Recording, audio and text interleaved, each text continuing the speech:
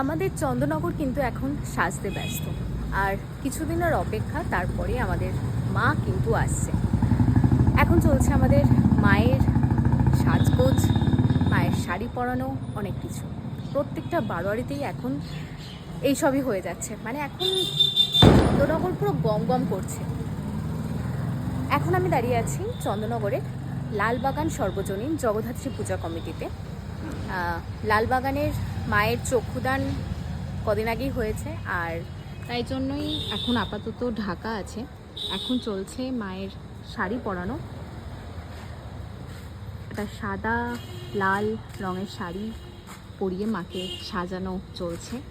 আর আরও একটা জিনিস, লালবাগানের মাকে সবাই গিন্নিমা বলছে, তো তার জন্য এখানে গিন্নিমা লেখা। আপাতত প্যান্ডেলের কাজও চলছে। এই যে এই হচ্ছে লালবাগানের মা। পরে যখন কমপ্লিট হবে তখন তো তোমাদের সাথে শেয়ার করবই। আপাতত প্রস্তুতি পর্বে জাস্ট একটা ঝলক তোমাদেরকে দেখালাম।